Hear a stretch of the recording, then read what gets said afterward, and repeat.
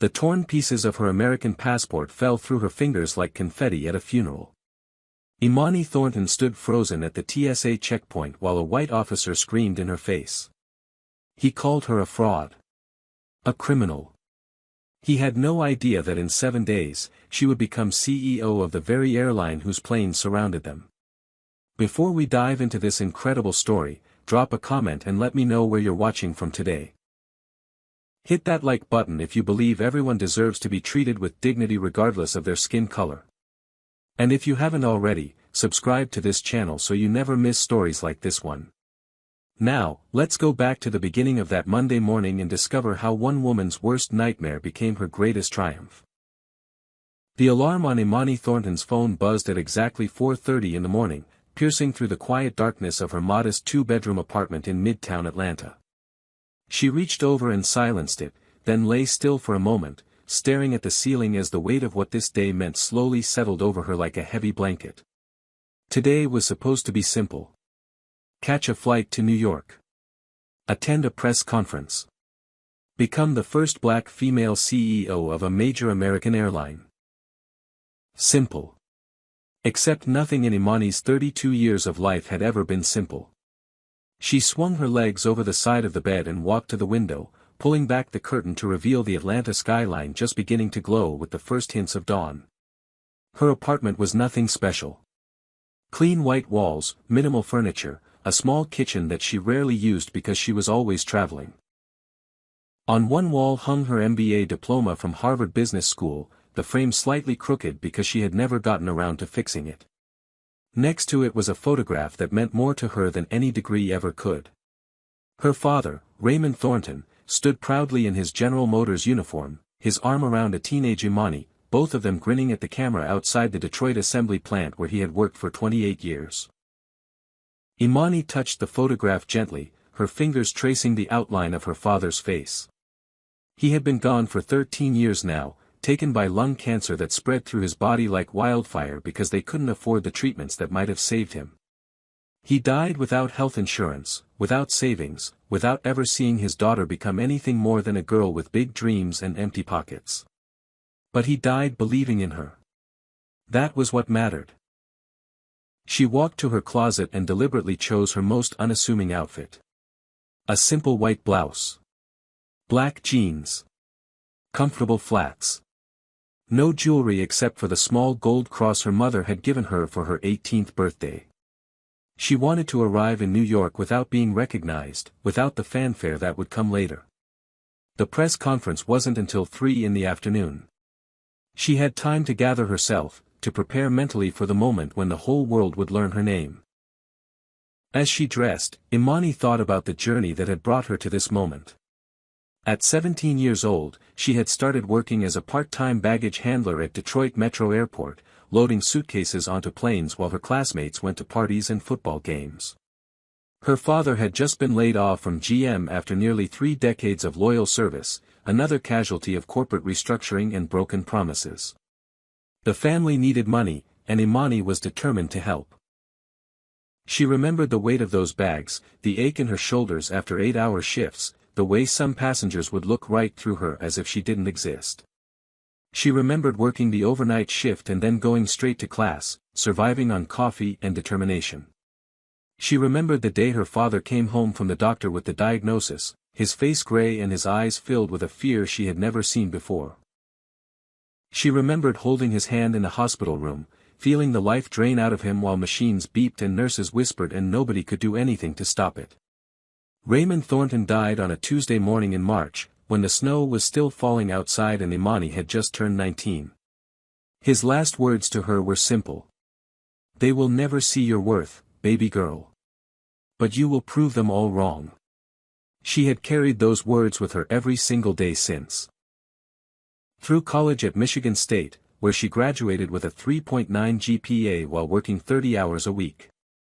Through her acceptance into Harvard Business School, where she was one of only a handful of black women in her class. Through her return to the airline industry, this time as a management trainee at Atlantic Airways. 10 years she had climbed the corporate ladder, one rung at a time. Gate agent. Station manager. Regional director. Vice President of Operations. Chief Operating Officer. And now, CEO. The board had voted unanimously 3 months ago, choosing her from a pool of 12 candidates that included former airline executives, Wall Street bankers, and industry veterans with decades more experience. They chose her because she understood the business from the ground up. They chose her because she had a vision for the future. They chose her because she was simply the best person for the job. At 5:15, Imani grabbed her small carry-on suitcase and her laptop bag, taking one last look around her apartment before heading out the door. She didn't call for a company car. She didn't want any special treatment. She ordered an Uber like any other traveler and waited outside her building as the Atlanta morning slowly came to life around her. In the car, she pulled out her phone and sent a text message to Theodore Kingston, the chairman of Atlantic Airways Board of Directors. On my way to ATL Airport. We'll see you in NYC this afternoon. His reply came almost instantly, despite the early hour. The press conference is set for 3 p.m. America is about to meet its newest aviation pioneer. Safe travels, Imani. She smiled and put her phone away, watching the city pass by outside the window. She had no idea that in less than an hour, her entire world would be turned upside down. Meanwhile, at Hartsfield-Jackson International Airport, Gerald Whitmore was starting his shift at Checkpoint B of Terminal South. At 54 years old, Gerald had been with the Transportation Security Administration for 22 years, longer than most of his colleagues had been alive. He wore his uniform with military precision, every crease sharp, every button polished.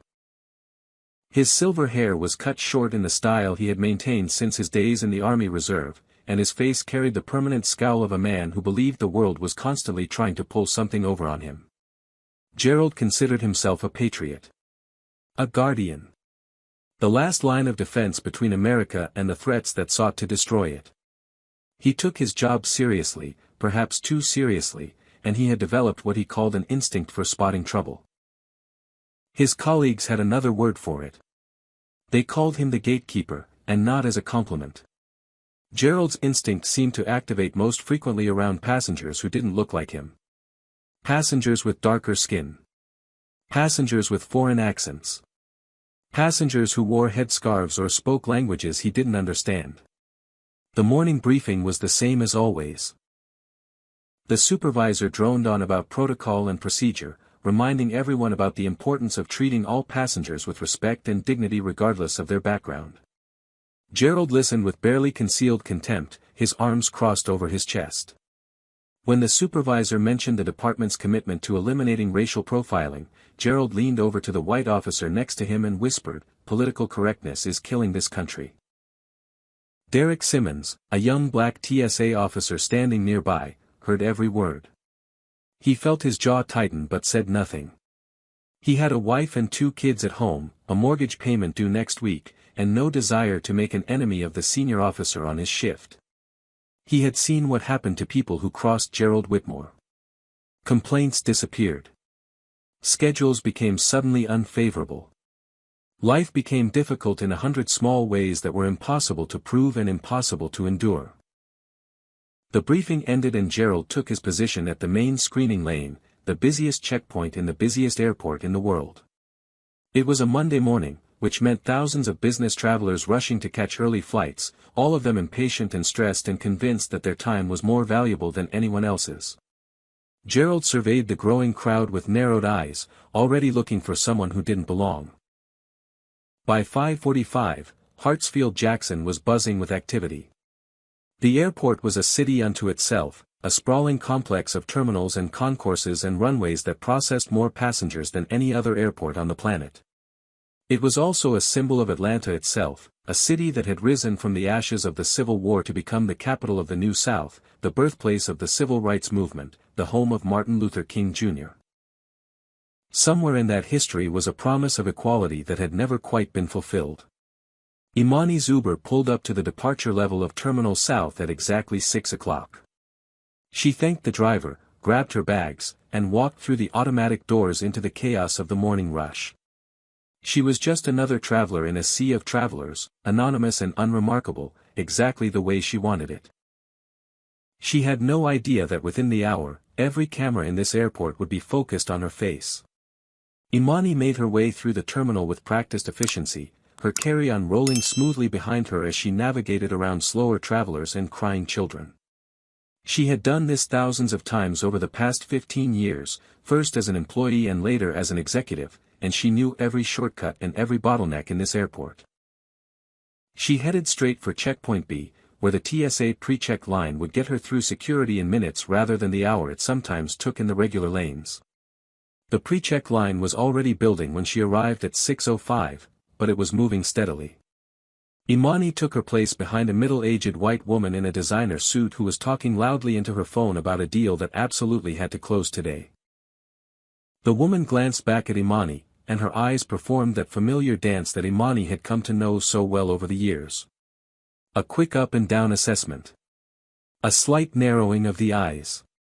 A subtle shift away, as if proximity to a black woman in jeans might somehow contaminate her expensive outfit. Imani ignored it. She had learned long ago that reacting to every small slight would consume her entire existence, leaving no room for anything else. She pulled out her phone and began reviewing her notes for the press conference, scrolling through the speech that the communications team had prepared. The words felt right, but she planned to add a personal touch, something about her father and what this moment would have meant to him. She was still editing when she reached the front of the line. The first TSA officer was a young woman with kind eyes and a warm smile. She scanned Imani's boarding pass, checked her ID, and nodded approvingly. "New York, nice. Have a good flight." Imani thanked her and moved forward to the screening area, placing her laptop in a separate bin, removing her flaps, loading her carry-on onto the conveyor belt. She was about to walk through the body scanner when a voice stopped her cold. "Hold it right there." Gerald Whitmore had spotted Imani the moment she entered his line of sight. A young black woman in casual clothes, standing in the pre-check line as if she belonged there. Something about it bothered him, though he couldn't have articulated exactly what. Maybe it was the way she carried herself, confident and unhurried, like someone who had never been questioned in her life. Maybe it was the expensive laptop she pulled from her bag, which didn't match the simplicity of her outfit. Or maybe it was simply the color of her skin in a space that Gerald had unconsciously decided belonged to a certain type of person. He raised his hand and signaled to the officer at the scanner. "Random additional screening. This one." Imani looked up, surprised but not alarmed. This wasn't the first time she had been pulled aside for extra screening, though it happened less frequently now that she traveled in business class with TSA pre-check status. She assumed it was just bad luck, a random selection from the computer system designed to keep the process unpredictable. "Is there a problem, sir?" she asked politely. Gerald didn't answer. He simply pointed toward a roped-off area to the side, where passengers flagged for additional screening were taken for more thorough inspection. "Step over here, ma'am." Imani gathered her belongings from the conveyor belt and followed his direction, her mind already calculating how much time this would cost her. She still had almost 2 hours before boarding, plenty of buffer room. She wasn't worried. She should have been. The secondary screening area was a small space defined by portable barriers, visible to everyone passing through the main checkpoint but separated enough to feel isolating. Gerald positioned himself directly in front of Imani, his bulk blocking her view of the line she had just left. 2 other officers flanked him, both white men in their 30s who seemed content to follow their senior colleague's lead. "Open your bag," Gerald commanded. Imani complied, unzipping her carry-on and stepping back to give him access. Inside was exactly what you would expect from a business traveler. 2 suits, carefully folded. A makeup bag. A phone charger. A folder of documents related to the press conference. Nothing suspicious. Nothing unusual. Nothing that would warrant the level of scrutiny Gerald was about to apply.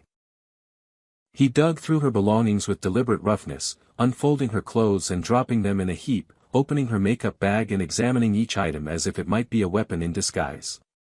When he reached her underwear, he held up a pair of lace panties and made a show of inspecting them, a smirk playing at the corner of his mouth. Imani felt heat rising in her cheeks. Is that really necessary? Gerald looked at her with cold eyes. I decide what's necessary. He continued his search, finding nothing because there was nothing to find. But instead of letting her go, he picked up her passport and began examining it with exaggerated suspicion. He turned it over in his hands, held it up to the light, squinted at the photo as if trying to spot a forgery that didn't exist. Where are you traveling to? He asked. New York. For business.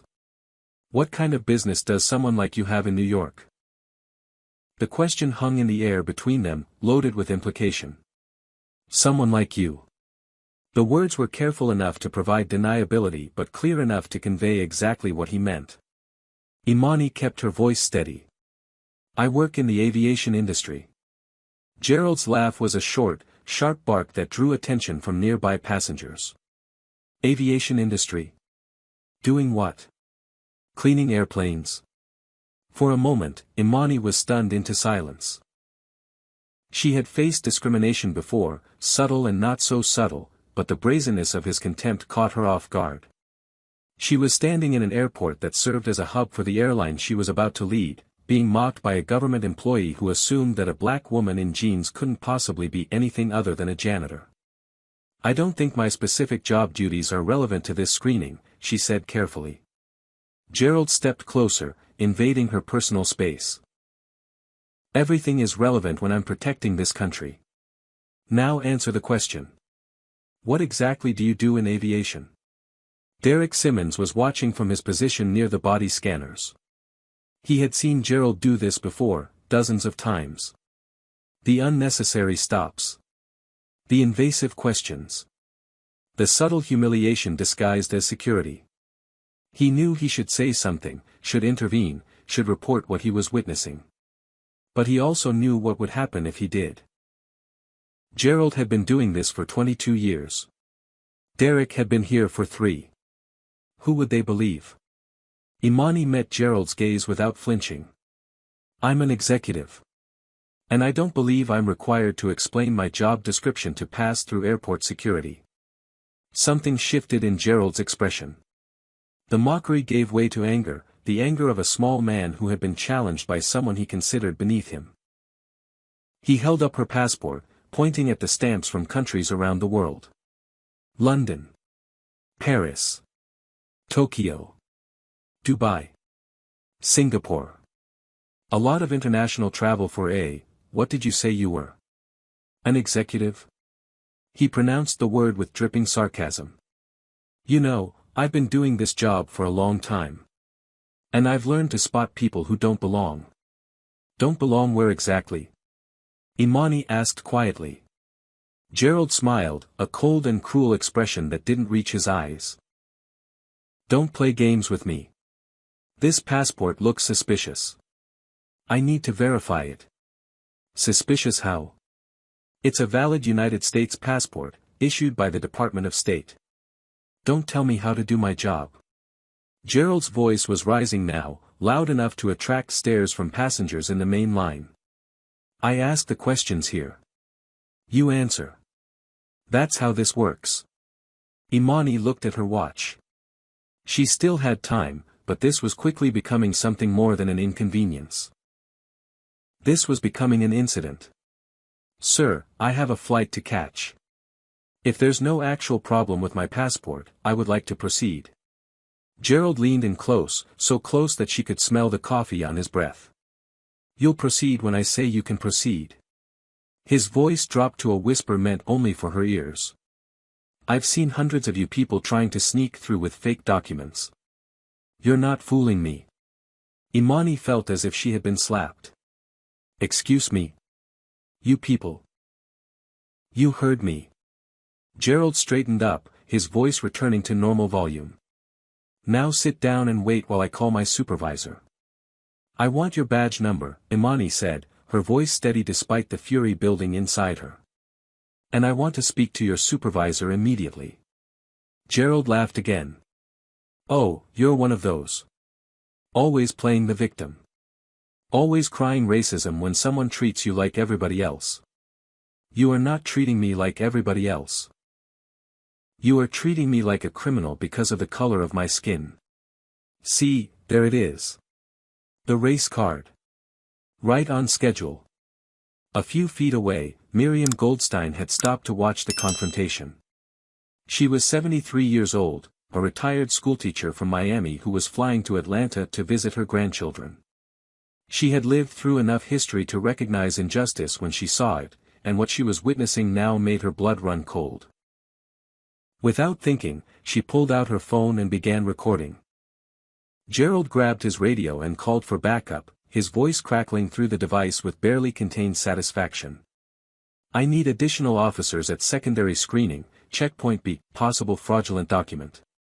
The words echoed through the checkpoint, causing heads to turn and conversations to stop. Possible fraudulent document. In the language of airport security, those words carried serious weight. They suggested criminality. Deception. Danger. They transformed Imani from a traveler into a suspect in the eyes of everyone who heard them. Within minutes, 2 more TSA officers arrived, both white men who positioned themselves on either side of Gerald like soldiers flanking their general. Imani found herself surrounded, boxed in by blue uniforms and hostile stares. The passengers waiting in the regular security line had stopped moving forward, too fascinated by the unfolding drama to remember their own flights. Phones were appearing everywhere, held up by travelers who sensed they were witnessing something that would later go viral. Imani felt a cold knot forming in her stomach. She had dealt with racism before, had navigated the minefields of corporate America as a black woman for 15 years, had learned to pick her battles and maintain her composure in situations that would have broken lesser people. But this was different. This was public. This was being recorded. This was going to follow her no matter what happened next. Sir, she said, addressing all 3 officers but looking directly at Gerald. I am a United States citizen. This is my valid passport. I demand to know why I am being detained. Gerald shook his head slowly, a teacher disappointed in a troublesome student. Nobody's detaining you. We're just doing our job. Protecting this country from threats. He let the word hang in the air, its meaning unmistakable. One of the younger officers shifted uncomfortably, perhaps sensing that something about this situation wasn't right.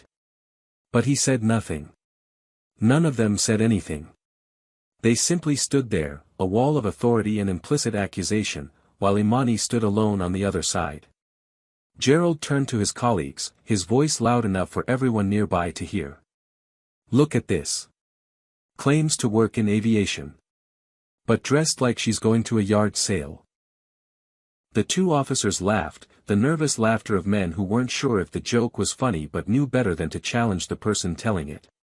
Several passengers in line looked away, embarrassed to be witnessing such obvious cruelty but unwilling to intervene on behalf of a stranger. A few others nodded along with Gerald, their own prejudices validated by the scene unfolding before them. Imani felt something break inside her, some carefully maintained wall that she had built over years of swallowing insults and rising above. Her voice came out harder than she intended.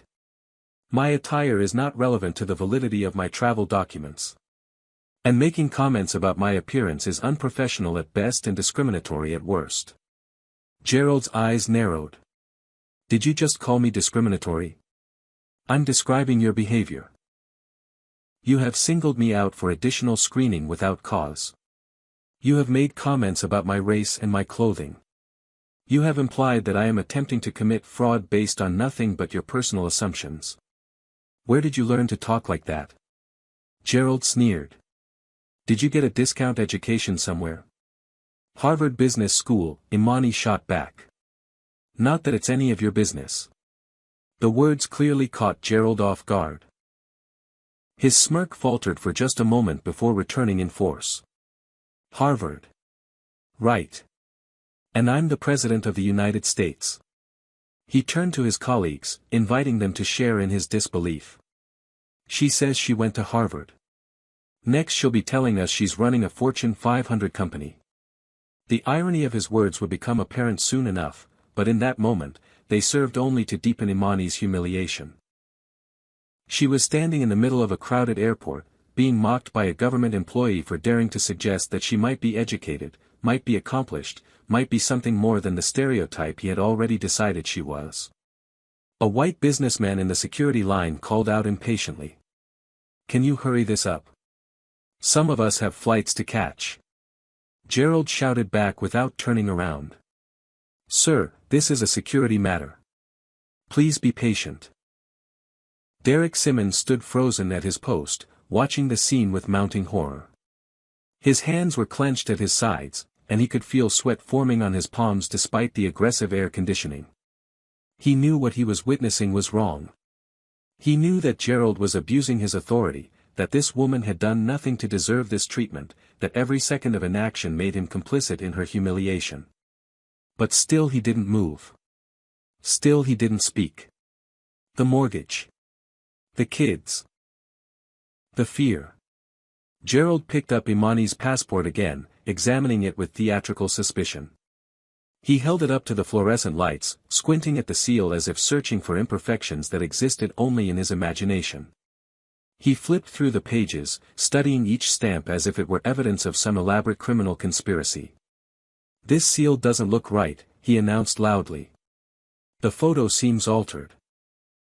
"That passport was issued by the United States Department of State," Imani said, fighting to keep her voice level.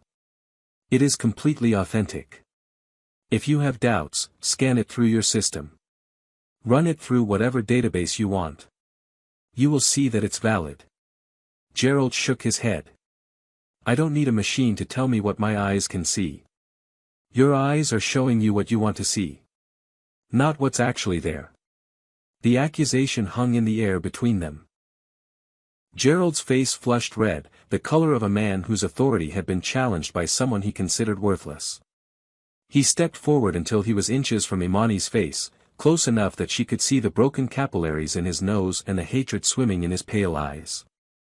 "You know what we do with fraudulent documents?" he asked softly. Imani held her ground. "I know what you should do. You should verify them properly and then apologize for wasting my time." Gerald smiled. It was the smile of a predator who had cornered his prey, the smile of a man who was about to do something terrible and wanted her to know it. And then, before Imani could react, before anyone could stop him, Gerald grabbed her passport with both hands and tore it in half. The sound of ripping paper cut through the noise of the checkpoint like a gunshot. Every conversation stopped. Every movement ceased. Hundreds of people stood frozen, watching as Gerald Whitmore continued to tear the passport into smaller and smaller pieces, his face twisted with cruel satisfaction. "There," he said, throwing the confetti of destroyed identity at Imani's chest. The pieces clung to her white blouse, caught in her hair, fluttered to the floor at her feet. "Now you can go back to wherever you came from." Imani couldn't move. She couldn't speak.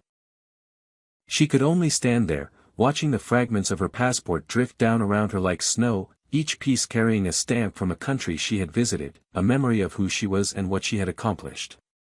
Her photo stared up at her from the floor, torn in half but still recognizable, a black woman who had dared to dream beyond the boundaries others had set for her. Tears welled in her eyes, but she refused to let them fall. She would not give him that satisfaction.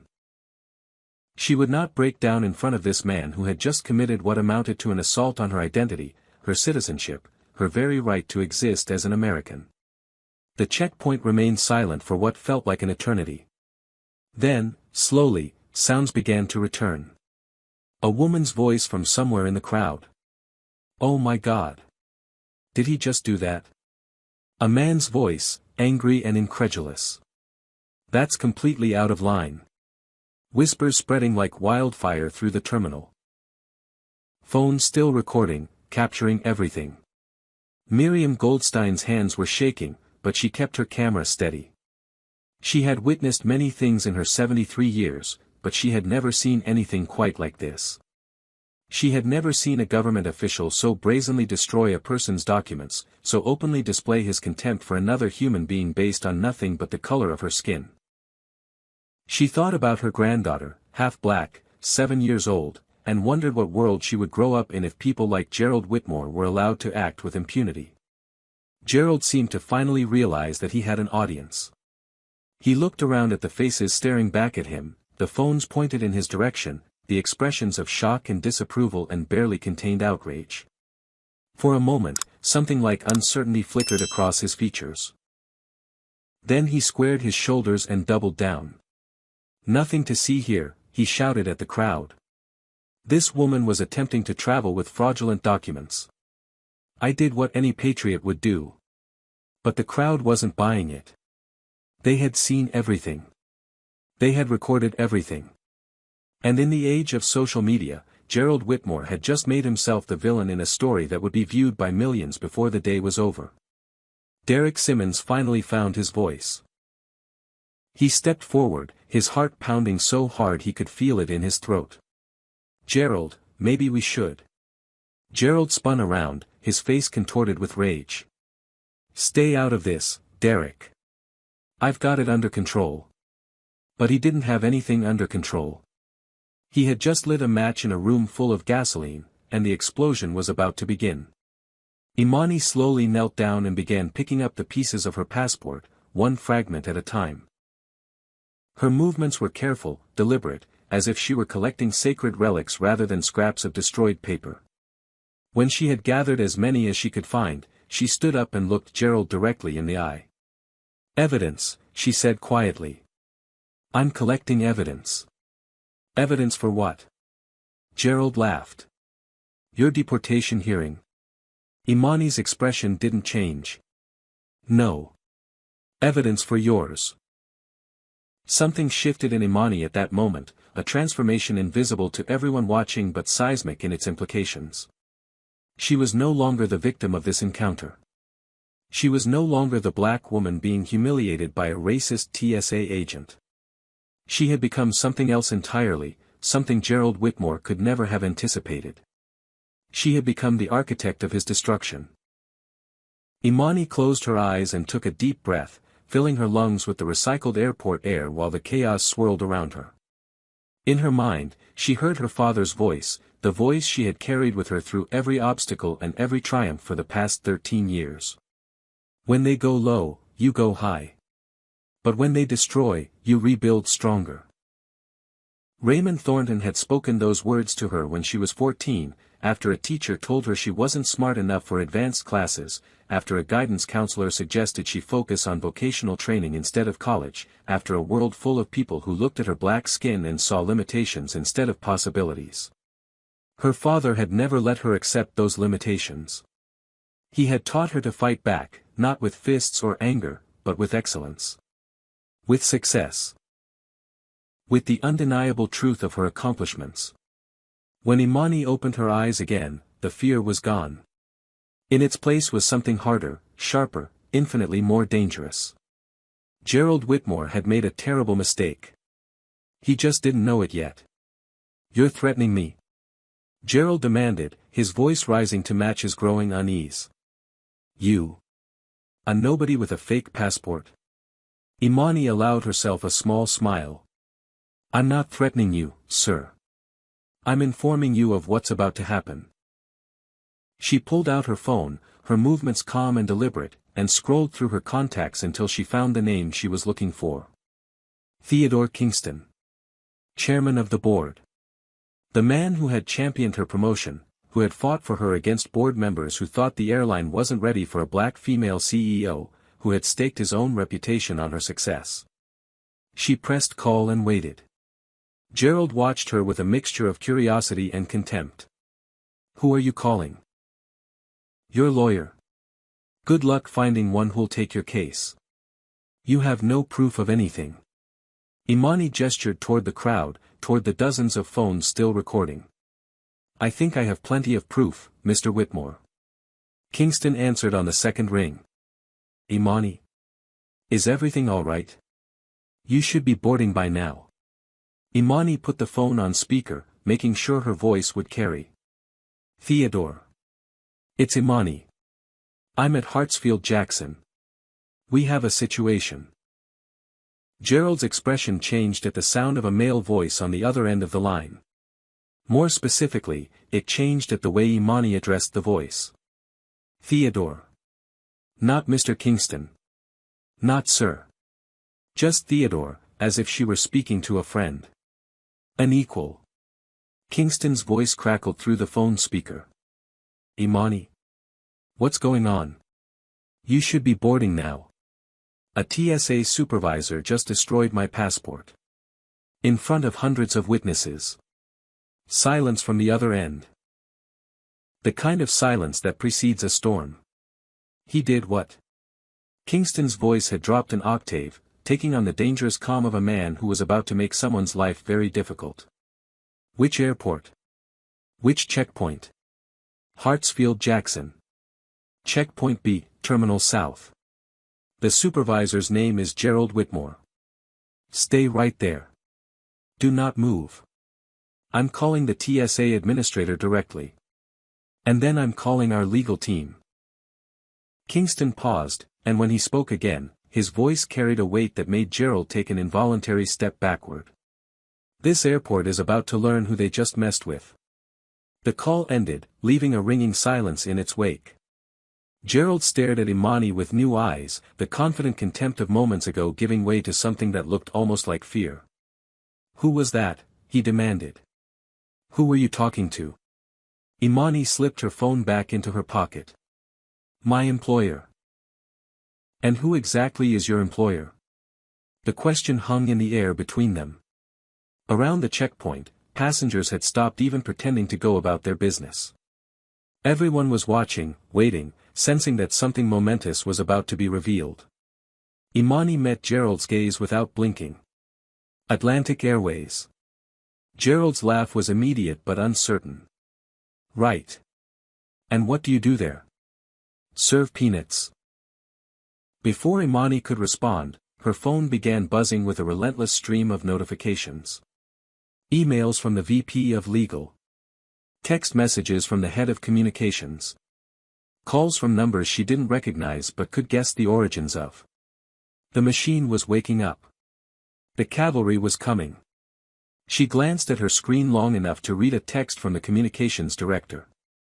Just saw Twitter. Someone's posting video. We're monitoring. Stay calm. Legal team mobilizing. Gerald was watching her, watching the phone light up with message after message, watching her expression remain calm despite the chaos. His radio crackled to life, and the voice that came through made the color drain from his face. Whitmore, this is Deputy Director Cole. What the hell is going on at Checkpoint B? Gerald fumbled for the radio, nearly dropping it in his haste.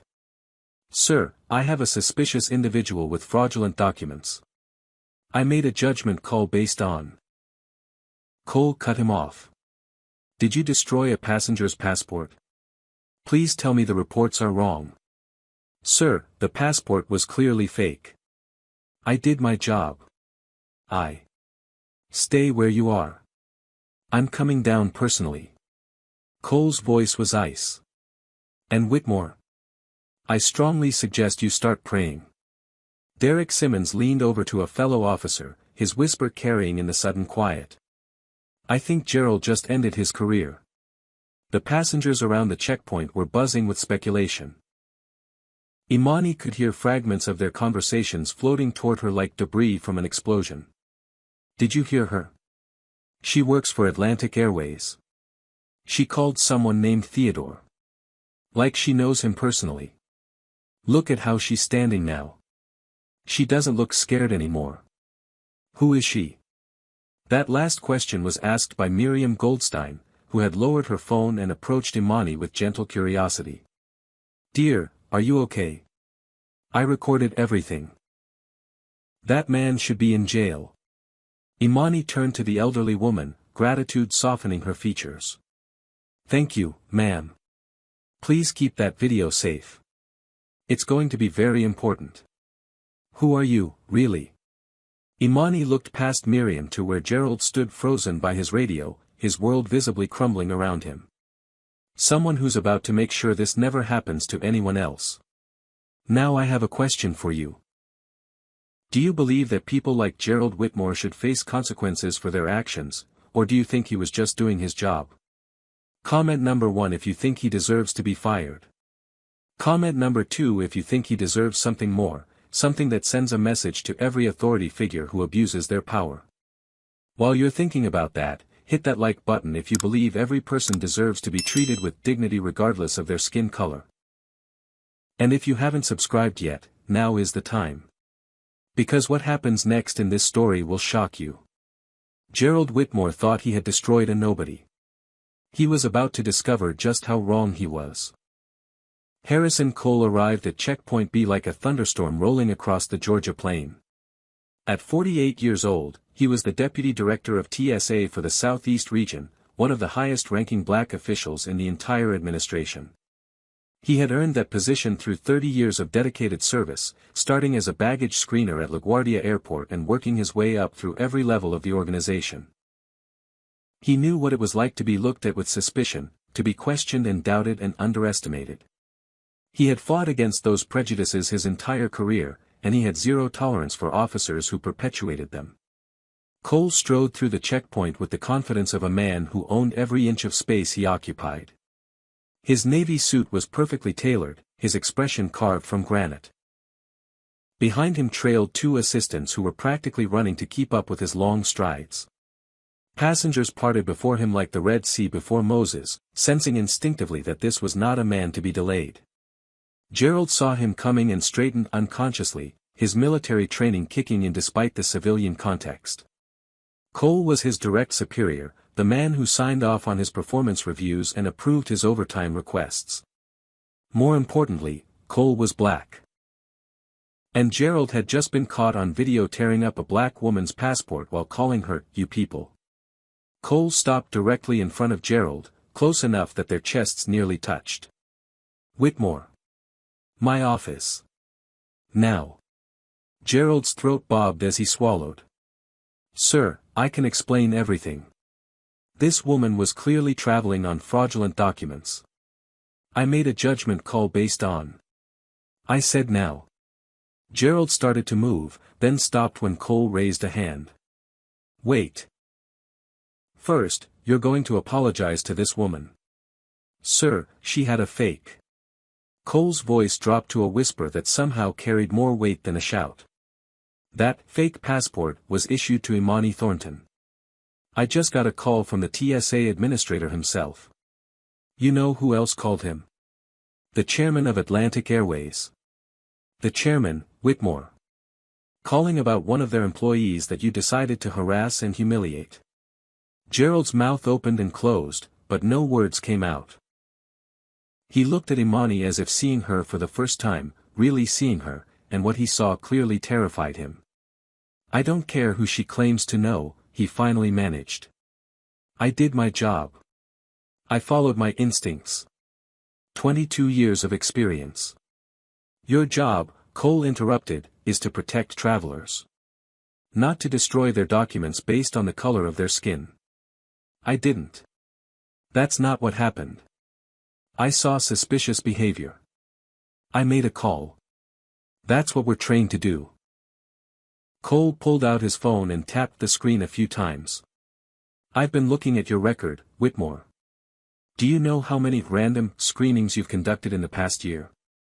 Gerald said nothing. 87% of them were on passengers of color.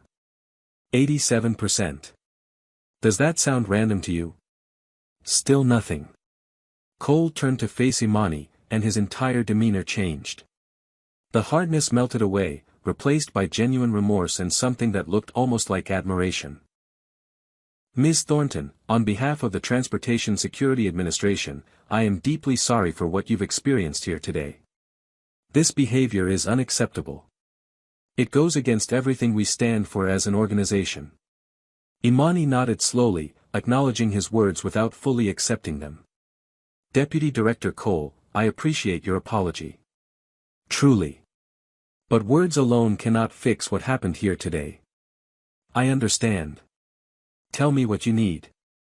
What can we do?" Imani looked past Cole to where Gerald stood, shoulders slumped, face pale, the picture of a man watching his life unravel.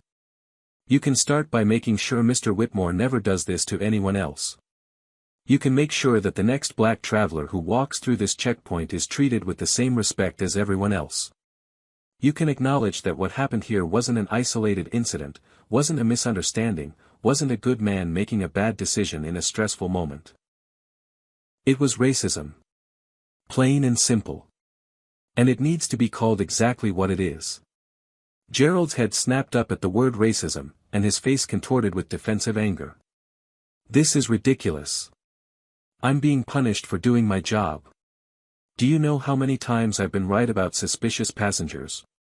Do you know how many potential threats I've intercepted? Cole raised an eyebrow. How many? What? How many threats have you intercepted, Gerald? In 22 years, how many actual terrorists have you caught? The silence that followed was answer enough. Cole continued, his voice cold. I'll tell you how many. 0. You've never caught a single actual threat. What you have done is harass hundreds of innocent people, people who had every right to be in this airport, people whose only crime was having skin that looked different from yours. Gerald's composure finally cracked. She could be a terrorist for all we know. Just because she has some connections, just because she knows somebody important, that doesn't mean. Imani stepped forward, cutting him off. I was born in Detroit General Hospital on March 15, 1993. I grew up on 7 Mile Road, in a house that my father bought with 30 years of factory wages. I buried him at Woodmere Cemetery when I was 19 years old, after he died from cancer because we couldn't afford the treatments that might have saved him. I have paid taxes in this country for 15 years. I have voted in every election since I turned 18. I am more American than your prejudice will ever allow you to see. Gerald stared at her, something shifting behind his eyes. Anyone can say that. Anyone can make up a story. But not everyone has the position to make sure people like you are held accountable. And what position is that? Gerald sneered, making one last desperate attempt to regain control. Secretary? Flight attendant? Before Cole could respond, his phone buzzed. He glanced at the screen and his expression darkened further. The video is on Twitter. It has 50,000 views already. Imani didn't seem surprised. Let me guess. It's trending. Yes. And CNN just reached out for comment. Gerald's face went from pale to ashen. Wait, what video? Who recorded? Cole gestured to the crowd around them, many of whom still had their phones raised. You destroyed a woman's passport in front of a crowd, Gerald. In the most surveilled building in the state of Georgia. What did you think would happen? Gerald spun toward the watching passengers, his voice rising to a shout. Who recorded? Delete it. All of you. This is a federal security area. You're not allowed to record in here. An older woman's voice cut through his protests with surprising strength. I recorded, Miriam Goldstein said, stepping forward with her phone clutched to her chest like a shield. And I've already uploaded it. You can't bully all of us, young man. Some of us remember what happens when good people stay silent. Gerald looked around wildly, realizing too late that he was surrounded. Not by allies, but by witnesses. Every face that met his gaze reflected some combination of disgust, disappointment, or barely contained rage. Even the officers who had backed him up minutes ago were edging away, creating distance between themselves and the disaster he had become. Cole's phone buzzed again. And again. And again. We need to move this somewhere private, he said. Miss Thornton, would you be willing to? He was interrupted by the sound of commotion near the terminal entrance. 3 people in business attire were pushing through the crowd, flashing credentials at anyone who tried to stop them. Behind them, Imani could see the flash of news cameras gathering outside the security checkpoint. The cavalry had arrived. The 3 newcomers cut through the crowd like sharks through still water. Victoria Chen, Chief Legal Officer of Atlantic Airways, led the charge. At 35, she was one of the youngest CLOs in the industry, with a reputation for ruthless efficiency and a win rate in court that had earned her the nickname, the Closer. Behind her came James Morrison, head of communications, already tapping away at his phone as he walked. Bringing up the rear was Marcus Webb, head of corporate security, a former FBI agent whose mere presence seemed to part crowds. Victoria reached Imani first, her eyes scanning quickly for any signs of physical injury. "Miss Thornton, are you physically unharmed?" "Yes," Imani replied. "But my passport is not." Victoria's gaze dropped to the torn fragment still clutched in Imani's hands, and her expression shifted from concern to something much more dangerous. "Perfect evidence." James Morrison looked up from his phone, his face grim. "The press is outside. CNN, Fox, MSNBC, local affiliates, everyone. The video has 2 million views now. It's the #1 trending topic on Twitter." Gerald Whitmore stood frozen, watching the new arrivals with growing horror. These were not airport officials or TSA supervisors. These were corporate executives in expensive suits, people who radiated power and authority, people who clearly knew the woman he had just humiliated. His voice came out thin and reedy. "Who are these people?" Victoria turned to face him, and Gerald took an involuntary step backward. There was something terrifying in her calm. "I'm Victoria Chen, Chief Legal Officer of Atlantic Airways." She paused, letting the title sink in. "And you, Mr. Whitmore, have just assaulted our incoming CEO." The words seemed to hit Gerald like physical blows. His mouth moved, but no sound came out. Finally, a whisper. "CEO? What are you talking about?" James Morrison stepped forward, pulling up a document on his tablet and turning the screen to face Gerald. It was the press release that had been scheduled for release at 3 o'clock that afternoon, the announcement that would introduce Imani Thornton to the world as the new leader of Atlantic Airways. Her photo dominated the page, the same face that Gerald had been mocking and demeaning for the past hour, now presented beneath a headline that would change everything. Atlantic Airways announces Imani Thornton as new Chief Executive Officer. Gerald read the words 3 times, his lips moving silently as if trying to make them mean something different. This can't be real. She was wearing jeans. She didn't have a driver or security. She was in the regular pre-check line. Imani stepped forward, and Gerald flinched. "That's exactly the point, Mr. Whitmore. I shouldn't need a suit and a security detail to be treated with respect.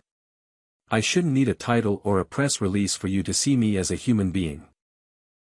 You looked at me and saw nothing but my skin color. You decided who I was before I ever opened my mouth. I didn't know." Gerald stammered. "I couldn't have known. And that's exactly the problem." Imani's voice was steady, clear, resonant with the authority she had earned through 15 years of climbing over every obstacle the world had thrown in her path. "You shouldn't need to know who I am to treat me with basic human dignity. Every passenger who walks through this checkpoint deserves the same respect, regardless of whether they're a CEO or a college student or a grandmother visiting her family." Deputy Director Cole spoke up, his voice heavy with the weight of what he was witnessing. "She's right, Gerald. You treated her like a criminal because of how she looked. Not because of anything she did. Not because of any actual security concern. Just because of your assumptions about what a black woman in jeans must be." Gerald seemed to crumble in on himself. The swagger was gone, the superiority vanished, leaving behind nothing but a middle-aged man who had just realized he had destroyed his own life in a moment of racist arrogance. He turned to Cole, to Victoria, to anyone who might offer a lifeline. "Please," he said, his voice breaking. "I've been here 22 years. This job is all I have. My wife, my kids, my pension. Please don't do this." Imani looked at him for a long moment, and something unexpected flickered across her face. Not forgiveness, exactly. But something close to pity. 22 years, she repeated quietly. "And how many people like me have you done this to in 22 years? Gerald opened his mouth to respond, but no words came. "How many black travelers have you humiliated in this checkpoint? How many brown travelers? How many immigrants? How many people who looked different or sounded different or dressed differently than your idea of what an American should be? Imani's voice was rising now, carrying across the checkpoint to the crowd of passengers who had stopped even pretending to continue through security. How many of them didn't have someone to call? How many of them missed their flights because of your suspicions? How many missed job interviews, family emergencies, final goodbyes to dying relatives? Gerald's eyes were wet now, tears threatening to spill over. I'm not the first person you've done this to, Imani continued. I'm just the first one who has the power to stop you. A movement in the corner of her eye made Imani turn. Derek Simmons was approaching, his TSA uniform suddenly seeming too tight, his young face aged by the weight of what he was about to do. Ms. Thornton, he said, his voice shaking slightly, I should have said something. I saw what he was doing. I've seen him do it before, dozens of times, maybe hundreds. I was afraid to speak up. Afraid for my job, my family, my future. But that's not an excuse. Fear doesn't justify cowardice. Silence in the face of injustice is complicity. I understand fear, Officer Simmons, Imani said gently. I've lived with it my entire life. The fear of being stopped for no reason. The fear of being questioned about where I belong. The fear that one wrong word, one unexpected move, could end with me in handcuffs or worse. Derek nodded, tears streaming openly down his face now. I'll testify. To everything I've seen him do. All of it. Every passenger he's harassed, every document he's questioned, every snide comment and suspicious glare. I have dates, names, incident numbers. I've been keeping records because I knew someday, someone would ask. Gerald stared at Derek with dawning horror. You've been keeping records? On me? Derek met his gaze without flinching. Someone had to. Someone had to make sure there was evidence when this day finally came. Victoria Chen stepped forward, pulling out a business card and pressing it into Derek's hand. Officer Simmons, I'd like you to contact our legal department at your earliest convenience. Your testimony could be valuable not just in this case, but in addressing the broader patterns of discrimination at airports across the country. Cole was on his phone now, speaking rapidly to someone on the other end. Imani caught fragments of the conversation. TSA administrator, yes, sir, confirmed, understood, immediately. When he hung up, his expression was that of a man who had just received orders he was all too happy to follow. Mr. Whitmore, Cole said formally, effective immediately, you are relieved of duty pending a full investigation. Your credentials will be confiscated. You will be escorted from this facility. Any attempt to contact Ms. Thornton or any witness to today's events will be considered obstruction of justice. Gerald seemed to deflate completely, his body sagging as if the bones had been removed from his frame. This isn't fair, he whispered. I was just doing my job. I was protecting the country. No, Imani said quietly. You were protecting your prejudices. There's a difference. Two uniformed officers appeared at Gerald's sides, taking his arms with practiced efficiency. As they led him away from the checkpoint, Gerald turned one last time to look at Imani. There was something in his eyes that might have been remorse or might have been resentment. It was impossible to tell, and in the end, it didn't matter. What mattered was that for the first time in 22 years, Gerald Whitmore was being held accountable for his actions. As he disappeared through a staff door, the checkpoint erupted in spontaneous applause. It started with one person, then spread like wildfire until hundreds of travelers were clapping and cheering for a woman most of them had never heard of an hour ago. Imani stood in the center of the storm, accepting their support with a gracious nod, but her mind was already moving forward. This was just the beginning. The real work was about to start. The press conference was hastily arranged in a conference room at the airport's administrative wing. Folding chairs had been set up in rows that quickly proved inadequate for the number of reporters who wanted to be present. Camera crews jostled for position along the walls. The buzz of conversation filled the room like static electricity, everyone speculating about what they were about to witness. Imani stood behind a podium that had been set up at the front of the room, flanked by Chairman Theodore Kingston on her right and Senator Patricia Williams on her left. The senator had flown in on a chartered plane the moment she heard what had happened, canceling 3 meetings and a fundraiser to be present. As a member of the Senate Committee on Homeland Security, she had a vested interest in airport security practices. As a black woman who had faced her own share of discrimination, she had a personal stake in seeing justice done. Deputy Director Cole stood off to one side, his presence a visible reminder that the TSA was taking this incident seriously. Behind the podium, the logos of Atlantic Airways and TSA were displayed side by side, an unlikely partnership born from an even more unlikely circumstance. Kingston stepped up to the microphone first. He was 73 years old, a white man who had spent 50 years in the aviation industry, and his voice carried the weight of all that experience. Today was supposed to be a day of celebration, he began.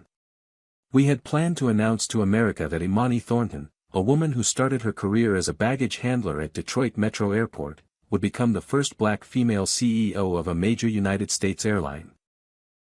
It was going to be a moment of pride for our company, for our industry, and for our nation. He paused, his jaw tightening. Instead, we're here because a TSA officer decided that the color of her skin made her a criminal. He looked at this accomplished, intelligent, extraordinary woman and saw nothing but a stereotype. He destroyed her passport, attacked her dignity, and violated everything our country is supposed to stand for. Kingston stepped aside, and Imani took his place at the microphone. The room fell silent. Every camera, every eye, every breath focused on the woman in the center of the storm. What happened to me this morning, Imani said, her voice steady and clear, happens every day in America. To black travelers. To brown travelers. To Muslim travelers and Asian travelers and anyone who doesn't fit someone's idea of what an American should look like. We are stopped, questioned, searched, and humiliated based on nothing but the prejudices of those who claim to protect us. She paused, letting her words settle over the assembled reporters like a blanket. Mr. Whitmore didn't stop me because I was a threat. He stopped me because I was black. He didn't destroy my passport because it was fraudulent. He destroyed it because he couldn't imagine that a black woman in jeans could be anything other than a criminal. A reporter from CNN raised her hand. Miss Thornton, what do you want to happen to Officer Whitmore? Imani considered the question carefully before responding. I want accountability. Not just for him, but for a system that allows this to happen. Mr. Whitmore didn't become a racist overnight. He spent 22 years practicing discrimination, and no one stopped him. That's a systemic failure. That's what needs to change. A reporter from Fox News spoke up, his tone slightly challenging. Some would say he was just doing his job. Airport security is important. Don't officers need the latitude to make judgment calls? Imani met his gaze without flinching. Security and racism are not the same thing. Professionalism and prejudice are not the same thing. Mr. Whitmore didn't make a judgment call based on security training or threat assessment. He made a judgment call based on the color of my skin. There's a big difference, and pretending otherwise is exactly how we got to this point. Senator Williams stepped up to the microphone, her presence commanding immediate attention. As a member of the Senate Committee on Homeland Security, I am calling for an immediate investigation into racial profiling within TSA. Ms. Thornton's experience is documented on video for all the world to see. But how many others aren't? How many black and brown Americans are humiliated every day without witnesses, without recordings, without anyone to speak on their behalf? She turned to face the cameras directly. This is not about one bad officer. This is about systemic racism that permeates our security infrastructure. We have confused suspicion of difference with vigilance against threats. We have taught our officers to see certain faces, certain skin colors, certain styles of dress as inherently suspicious. That is not security. That is prejudice dressed in a uniform.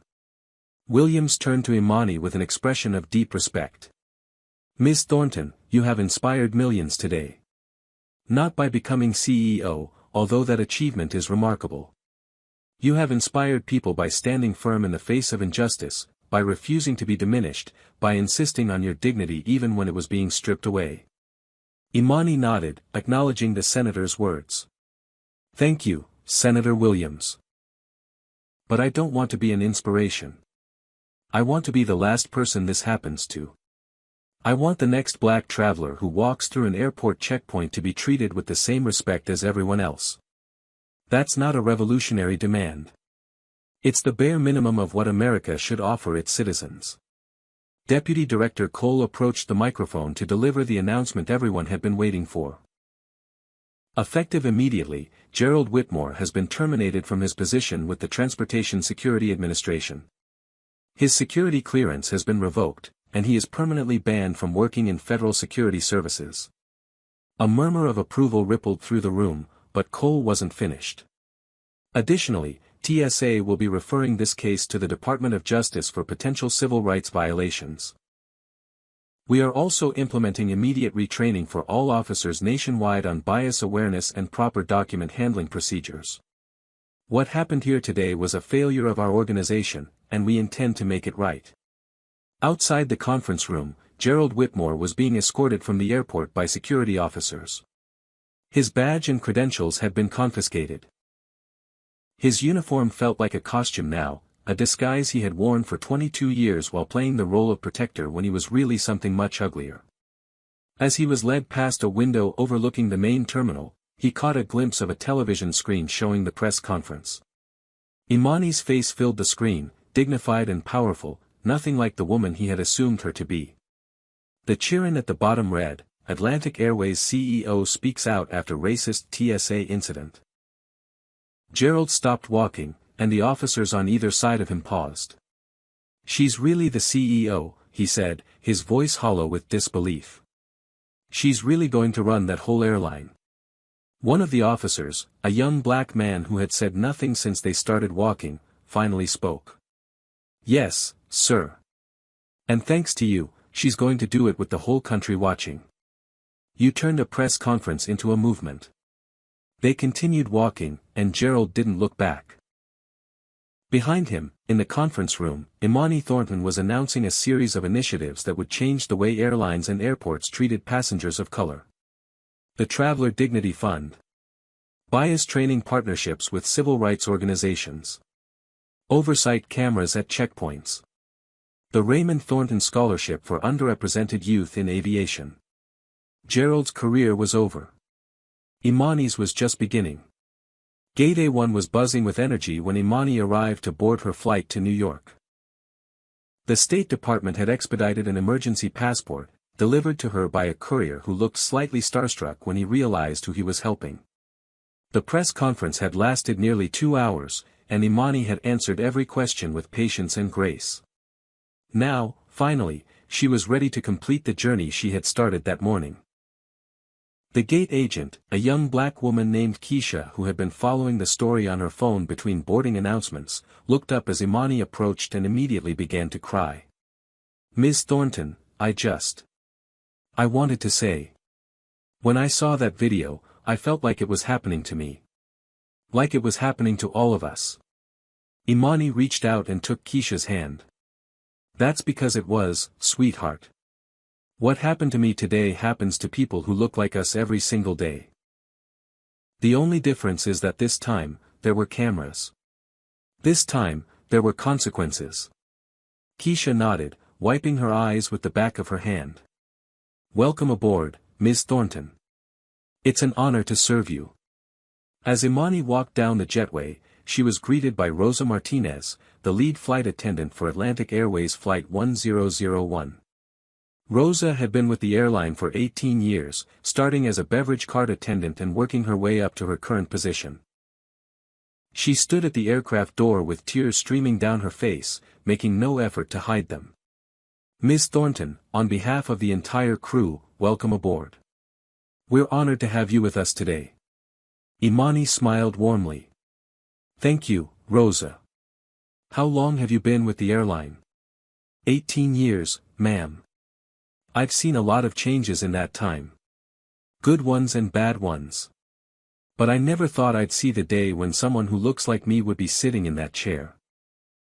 Imani took Rosa's hands in her own, feeling the calluses from years of hard work, seeing the pride shining through the tears. This is just the beginning, Rosa. For all of us. She made her way through the aircraft, and something unexpected happened. As she passed through business class, a man in an expensive suit stood up and began to clap. Then another. Then another. By the time she reached the main cabin, the entire plane was applauding, passengers rising from their seats to acknowledge the woman who had stood up to injustice and refused to be broken. A little black girl in the window seat near the middle of the plane was standing on her seat, waving frantically. She couldn't have been more than 8 years old, her hair done up in neat braids with colorful beads at the ends. Her mother sat beside her, making no effort to calm her down, tears streaming down her own face. Imani stopped beside their row. "Well, hello there. What's your name?" The little girl's eyes were wide with wonder. "Destiny. My name is Destiny." Imani felt something catch in her throat. "Destiny. Do you know what that word means?" The girl nodded vigorously. "Mama says it means my future is special." Imani knelt down in the aisle, bringing herself to the girl's eye level. "Your mama is absolutely right. You can be anything you want to be, Destiny. A doctor, a scientist, a pilot, a CEO. Don't let anyone tell you differently. Don't let anyone make you feel small because of how you look or where you come from. The future belongs to you." Destiny threw her arms around Imani's neck, hugging her with the uncomplicated affection of childhood. "You're my hero, Ms. Imani." Imani hugged her back, and for a moment, the entire aircraft seemed to hold its breath. It was a small gesture, a brief embrace between strangers, but it meant everything. It meant that the next generation was watching. It meant that they would remember this day, this woman, this moment when someone refused to accept injustice and changed the world instead. Imani finally took her seat in first class, settling into the leather chair that she had earned through 15 years of dedication and sacrifice. The seat next to her was occupied by a white man in his 70s, distinguished-looking in a charcoal suit, with kind eyes and a thoughtful expression. "Excuse me," he said, "but aren't you the woman from the video? The one at the security checkpoint?" Imani nodded. "Yes, that was me." The man extended his hand. "Franklin Wells. I wanted to say something to you, if you'll permit me." Imani shook his hand, curious. "Of course." Franklin took a deep breath, and when he spoke, his voice trembled slightly. "I'm sorry. You weren't the one who tore my passport." "No. But I've been silent too many times when I should have spoken up. I've seen things like what happened to you and just looked away. Told myself it wasn't my business. Told myself I couldn't change anything. Told myself that getting involved would only make things worse." He paused, gathering himself. "I was wrong. Silence is complicity. I know that now." "Why now?" Imani asked gently. "What changed?" Franklin's eyes grew distant. "My granddaughter. She's 7 years old, and she's half black. Her father is a wonderful man, a doctor, the best thing that ever happened to my daughter. But when I saw that video today, all I could think was, that could be her. In 20 years, that little girl could be standing in an airport while some ignorant man destroys her passport and tells her she doesn't belong in her own country." Tears were flowing freely down his weathered cheeks now. "I can't let that happen. I have to do better. We all have to do better." Imani reached out and placed her hand over his. "Then help me make sure it doesn't happen. Not to your granddaughter. Not to anyone." "How?" "Speak up. Every time you see injustice, even when it's uncomfortable. Even when it costs you something. Especially then. That's how we change things. Not through grand gestures, but through 1,000 small acts of courage." Franklin nodded, wiping his eyes with a handkerchief that looked like it had been in his family for generations. "I will. I promise you." I will. The captain's voice came over the intercom, announcing their descent into New York. Imani looked out the window at the Manhattan skyline emerging through the clouds, a forest of glass and steel that had witnessed so much history.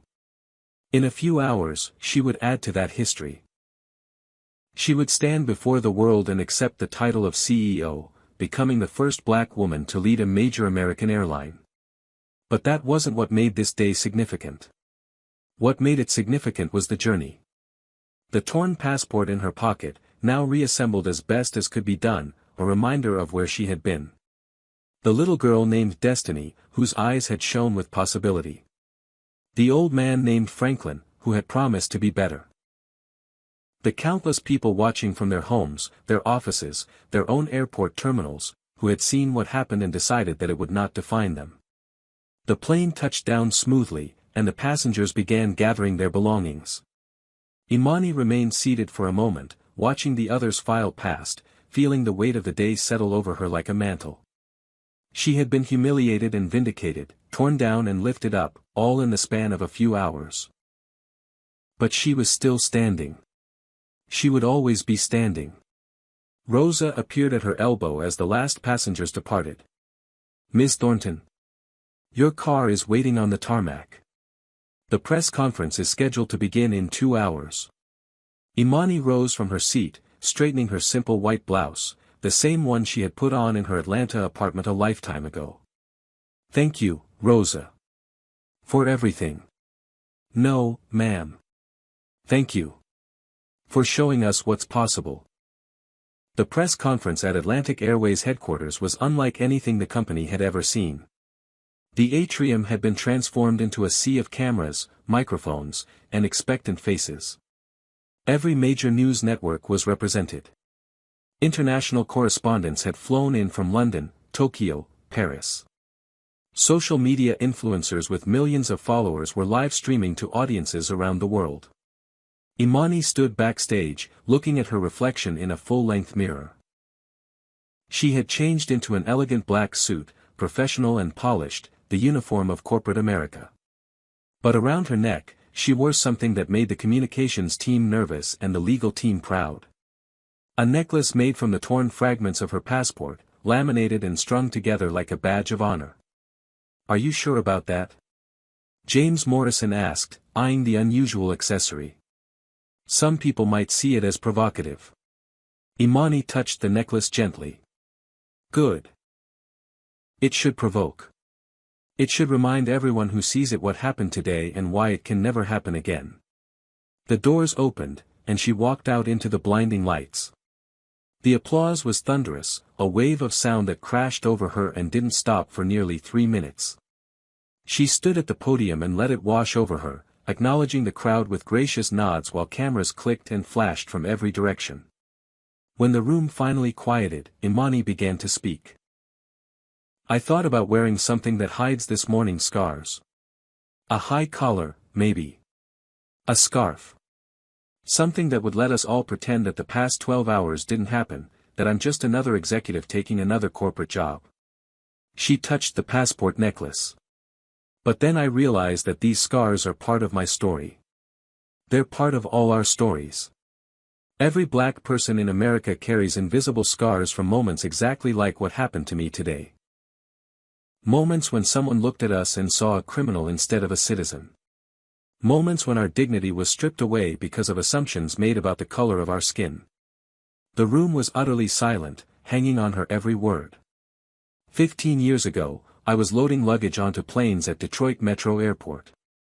My father had just lost his job after 28 years of loyal service. My family had nothing except our pride and our belief that hard work would eventually pay off. I stood on that tarmac in the cold Detroit winter, lifting bags that weighed more than I did, and I dreamed of a day when I would be more than invisible. She paused, letting the memory settle over her. Today, I stand before you as the CEO of one of America's largest airlines. The path between those 2 points was never straight. It was filled with people who looked at me and saw limitations. People who assumed I couldn't, shouldn't, wouldn't. People who told me I didn't belong in boardrooms or business schools or first-class cabins.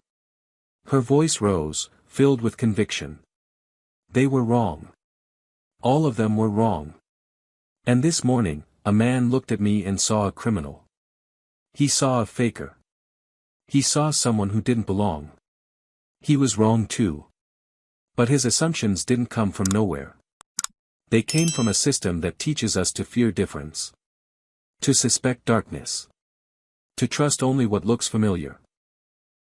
She looked directly into the camera that she knew was broadcasting to millions of viewers worldwide. As CEO of Atlantic Airways, I am committed to changing that.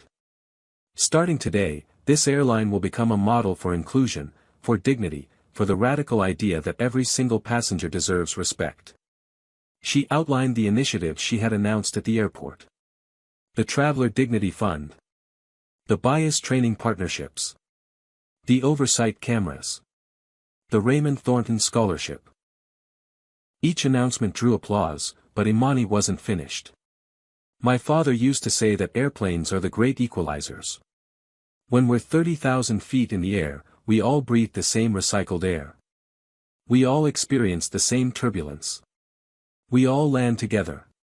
She smiled, and for the first time all day, the smile reached her eyes. It's time we started treating each other that way on the ground too. The applause that followed lasted even longer than the opening ovation. Imani stood at the podium and accepted it, not for herself, but for everyone who had ever been made to feel small by someone else's prejudice. Later, after the reporters had filed their stories and the cameras had been packed away, Imani stood alone in her new office on the 50th floor of Atlantic Airways headquarters. The view was spectacular, a panorama of Manhattan at sunset, the sky painted in shades of orange and purple that seemed impossible to be real. She pulled out her phone and read a text message from her mother. "Your daddy is smiling down from heaven, baby. You did it."